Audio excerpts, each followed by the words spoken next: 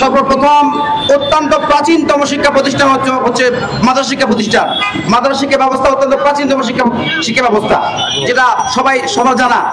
দেখা গেছে সরকারি মাদ্রাসা আলিয়া ঢাকাতে স্থানান্তর হওয়ার পর থেকে এই আলিয়ার মাঠ, যেখানে সরকার বরাদ্দ দেওয়া হয়েছে সবকিছু ঠিকঠাক ছিল, এক শ্রেণীর কুচক্রী মহল বারবার প্রশাসনের থাকা, আইন মন্ত্রণালয়ে থাকা, শিক্ষা মন্ত্রণালয়ে থাকা বেশ কিছু ফালতু লোকগুলা বারবার এই আলিয়ার মাঠকে দখল করার চেষ্টা করছে, ঠিক না ভাইরা?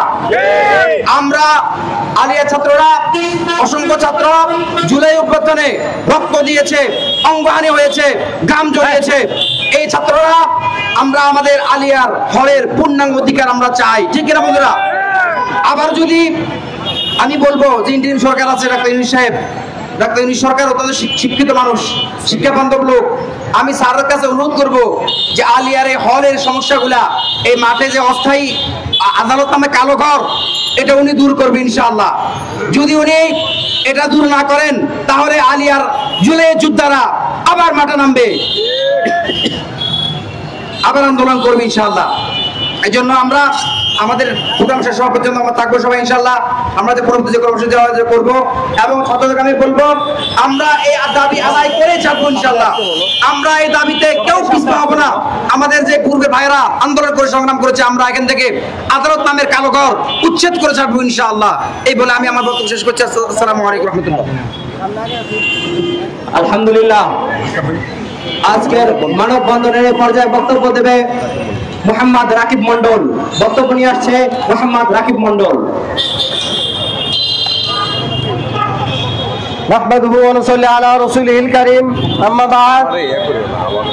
উপস্থিত সরকারি মাদ্রাসায় আলিয়া ঢাকার শিক্ষার্থী ভাই ও আমার সহপাঠী বন্ধুগণ ও আমার সামনে উপস্থিত সাংবাদিক ভাইরা, সকলের প্রতি আমার আন্তরিক সালাম। আসসালামু আলাইকুম ওয়া রাহমাতুল্লাহ। আপনারা জানেন যে 16 বছর মাদ্রাসার অবস্থা কি হয়েছিল, স্বৈরাচার মাদ্রাসার অবস্থা কি করেছে, তার ধারাবাহিকতায় সরকারি মাদ্রাসা আলিয়া ঢাকার অবস্থা কেমন সেটা আপনারা জানেন। আমরা দেখতে পাই 1961 সালে সরকারি মাদ্রাসা আলিয়া ঢাকার একটা হল করে দেওয়া হয়, যেটা 1966 সালে হল বুঝিয়ে দেওয়ার পরে 300 জন এর থাকার মতো একটা উপযোগী হল করে দেওয়া হয়। কিন্তু বর্তমান সময়ে যুগ আপডেট হলেও আলিয়া মাদ্রাসা এবং মাদ্রাসাগুলোর যুগ আপডেট হয় না। আমরা সেই ধারাবাহিকতায় যেই ক্ষমতায় আসুক না কেন, আমরা কখনোই মাদ্রাসাগুলো কেউ যে সুন্দর ডান চোখ দিয়ে দেখেছে সেটা আমরা দেখতে পাই নাই মাদ্রাসার। তাই আমরা বলতে চাই, বর্তমানে যে আমাদের হল রয়েছে 300 জন থাকে, কিন্তু আমাদের আলিয়া মাদ্রাসাতে 3000 প্লাস ছাত্র রয়েছে। আমরা সরকার সহ শিক্ষা মন্ত্রণালয় বিভিন্ন দপ্তরের দৃষ্টি আকর্ষণ করছি, আমাদের বিভিন্ন বিশ্ববিদ্যালয়, স্কুল, কলেজের মতো আন্দোলন চালাইতে বাধ্য করবেন না। আমরা আমাদের এই যৌক্তিক দাবিগুলো যেন উপরের মহলের যেন আদায় করে নিতে পারি, সেই দিকে আমি সরকারের দৃষ্টি আকর্ষণ করছি। আমাদের 3000 ছাত্র রয়েছে, আমাদের থাকার জায়গা নাই, আমাদের ছাত্রদের থাকার জায়গা নাই। যাও না একটা হল আছে, সেই হল ভঙ্গুর অবস্থায়, সেই হলে 1966 সালের পর থেকে একটা ইট লাগানো হয় নাই। দেশে কি শিক্ষা প্রতিষ্ঠান, মাদ্রাসায় কি শুধু কন্টাসে থাকবে? আমরা কি দেশের ছাত্র নই? আমরা কি দেশের ছাত্র নই? আমরা কি শিক্ষার্থী নই? আমাদের পড়াশোনার অধিকার নেই? আমাদের সুন্দরভাবে থাকার অধিকার নেই? আমরা মাদ্রাসার শিক্ষার্থীরা প্রত্যেকটা জায়গায় কন্টাসে অবস্থায় রয়েছে। আমাদের জায়গাগুলো সরকার দখল করেছে, আমাদের জায়গায় আমাদের হলগুলো বরাদ্দ তারা দিতে চায় না। আমরা ব্যর্থ কণ্ঠে বলতে চাই, উপরের যত প্রশাসন রয়েছে, শিক্ষা মন্ত্রণালয়, শিক্ষা ও মাদ্রাসা শিক্ষা অধিদপ্তর সহ সরকারের আমরা দৃষ্টি আকর্ষণ করছি, তারা অনতি বিলম্বে আমাদের সকল সমস্যা নিরসন করে সুন্দর একটা মানসম্মত দৃষ্টিনন্দন একটা হলের বাজেট দিবেন। আমরা আরেকটা কথা বলতে চাই, নতুন হলটা আমাদের জায়গায় আপনারা বরাদ্দ দিবেন বলে আমি আশা করছি। এই বলে আমি আমার সংক্ষিপ্ত বক্তব্য শেষ করছি। আসসালামু আলাইকুম রহমতুল্লাহ। আলহামদুলিল্লাহ, মানববন্ধনের এই পর্যায়ে বক্তব্য নিয়ে আসছে মোহাম্মদ জাহিদুর রহমান জয়নাল। বক্তব্য দেবে মোহাম্মদ জাহিদুর রহমান জয়নাল।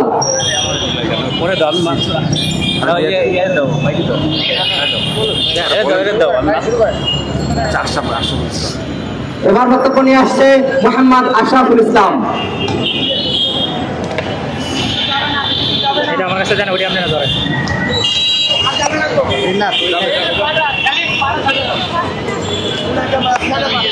ভারতীয় উপমহাদেশের অন্যতম প্রাচীন বিদ্যাপীঠ সরকারি মাদ্রাসায় আলিয়ার আবাসন সংকট নিরসনে আজকে শান্তিপূর্ণ মানববন্ধন।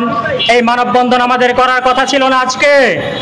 আমরা অতীতে 5 আগস্টে ফ্যাসিস্ট হাসিনা পালানোর পরেও সচিবালয়ের, শিক্ষা মন্ত্রণালয়, আইন মন্ত্রণালয়, স্বরাষ্ট্র মন্ত্রণালয়ের দ্বারে দ্বারে ঘুরেও আমরা এর কোনো সুরাহা পাই নাই। তাদের ঘুম ভাঙে নাই। তাদের ঘুম ভাঙানোর জন্য যদি মরার কুকিল প্রয়োজন হয়, তাহলে আমরা আবার রাস্তায় নামলে কিন্তু আপনাদের একজনেরও পিঠের চামড়া থাকবে না।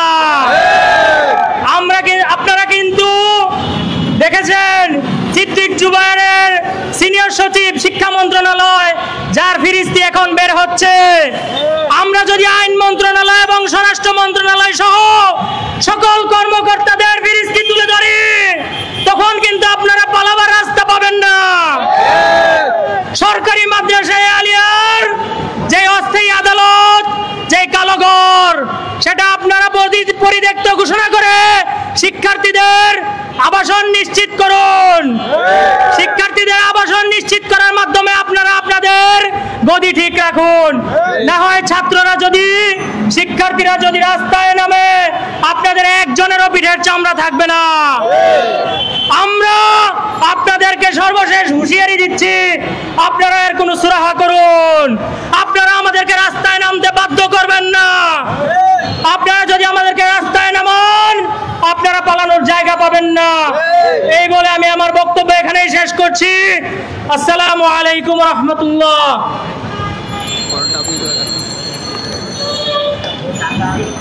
আলহামদুলিল্লাহ, আলিয়ার এই মাঠ দখল মুক্ত করতে হবে। স্বৈরাচারের এই চিহ্ন আমাদের আলিয়া থেকে সরাতে হবে এবং আলিয়ার অতি সত্তর আমাদের আবাসন ব্যবস্থা করে দিতে হবে। আজকের মানববন্ধনের এই পর্যায়ে বক্তব্য নিয়ে আসছে ঢাকা আলিয়ার শিক্ষার্থী মোহাম্মদ আব্দুল আলিম। আউযু বিল্লাহি মিনাশ শাইতানির রাজীম। বিসমিল্লাহির রহমানির রহিম। প্রিয় শিক্ষার্থী ভাইরা, আসসালামু আলাইকুম ওয়া রাহমাতুল্লাহি ওয়া বারাকাতুহু। বাংলাদেশের স্বাধীনতা সংগ্রাম থেকে শুরু করে বাংলাদেশের জুলাইয়ের বিপ্লবের প্রত্যেকটি বাংলাদেশের ক্রান্তিকাল মুহূর্তে মাদ্রাসা শিক্ষার্থীর যে ভূমিকা রয়েছে, সেই ভূমিকা অনস্বীকার্য। আমরা লক্ষ্য করছি, জুলাই বিপ্লবের পরে ফ্যাসিস্ট সরকার পালিয়ে যাওয়ার পরেও মাদ্রাসার শিক্ষার্থীরা এখনো বৈষম্যর শিকার হয়ে আছে। আমাদের ঢাকার পান কেন্দ্র ঢাকা আলিয়া শিক্ষা ব্যবস্থা, যে শিক্ষা প্রতিষ্ঠান রয়েছে, সেই শিক্ষা প্রতিষ্ঠান একটি ঐতিহ্যবাহী শিক্ষা প্রতিষ্ঠান। এই শিক্ষা প্রতিষ্ঠানের মাধ্যমেই সারা বাংলাদেশে আলিয়া শিক্ষা প্রতিষ্ঠান প্রতিষ্ঠিত হয়েছে। আমরা দেখেছি সারা বাংলাদেশে আলিয়া শিক্ষা ব্যবস্থা যে বৈষম্যর শিকার হয়েছে, পৃথিবীতে আর কোনো শিক্ষা ব্যবস্থা এইভাবে বৈষম্যর শিকার হয় নাই। আমরা দেখতে পেয়েছি এই পৃথিবীতে এমন কোনো ইতিহাস নাই, এই পৃথিবীতে এমন কোনো প্রতিষ্ঠান নাই যে প্রতিষ্ঠান বিগত 50 বছরে একটা ইটও লাগানো হয় নাই।